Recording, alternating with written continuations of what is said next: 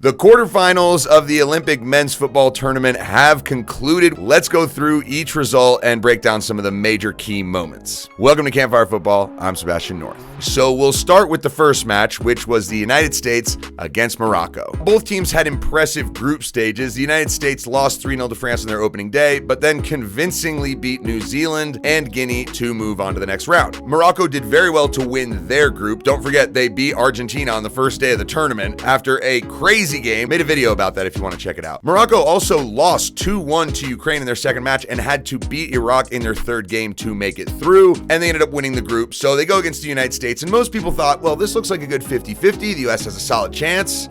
It did not roll out that way. Morocco absolutely thrashed the United States. Final score of 4-0, and it was pretty well deserved. They completely controlled the entire pace of the game, had way more of the ball, created more chances. They scored a penalty in the first half through Sofiane Rahimi. He now has 5 goals in the competition, top goal scorer. The United States hung in there in the second half until they conceded 2 goals in the space of 7 minutes to go down 3-0, and then one more off a penalty in stoppage time. Bye-bye to the United States, and Morocco just continue, and they're going to really feel like they've got a chance to win this thing. I think the United States gave a good account of themselves. Players like Tanner Tessman, Kevin Paredes, and I also think John Tolkien showed well, but overall the United States just didn't really have enough quality to beat these teams that are just that little bit more clever. What are we doing? What are we doing?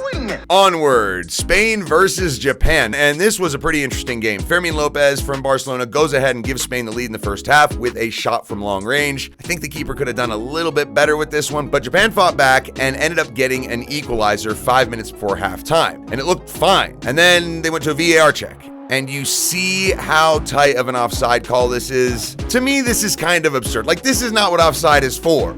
Like, he literally has just one part of his foot offside and the rest of his body is completely on the other side of the defender.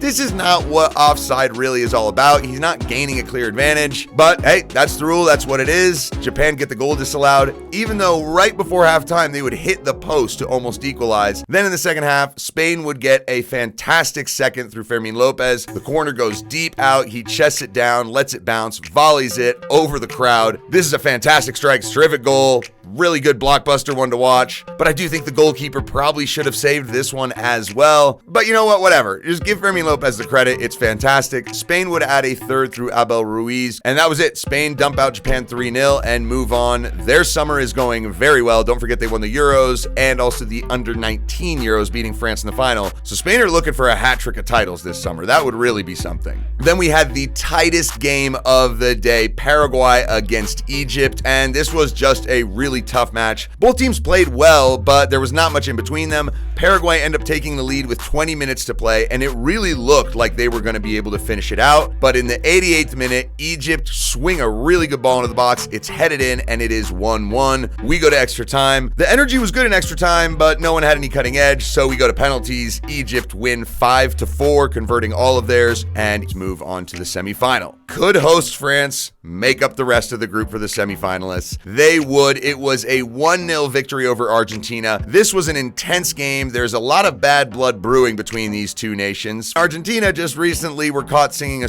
derogatory song about a lot of the French players. Things are not really happy between these two countries at the moment. Javier Mascherano against Thierry Henry in the dugout. That's a fantastic look. But France would go ahead and take the lead through Jean-Philippe Mateta. A corner kick from Michael Olise, very well headed in. France in the lead in 5 minutes. And though both teams would get chances throughout the game, the scoreline stayed the same until very late when France thought they had taken a 2-0 lead with about 5 minutes to play. But the goal was called back for a foul. The ref goes to check the monitor, and they had to have many looks at this. And you see Akliouche here stretches his foot out to touch the ball. He does, but he seems to also trod on the Argentinian defender's leg. And in the end, they decided that Akliouche had committed a foul, and he was booked for it. My decision is I'm canceling the goal, and the water directly for the defender. I need the France narrowly held on, go on to win 1-0, and they go to the semifinals of this tournament. So France will play against Egypt in one semifinal. Morocco will play against Spain. Either way you look at it, there's going to be a very delicious final on our hands. Thanks for stopping by. I'm Sebastian North. This is Campfire Football. Take it easy.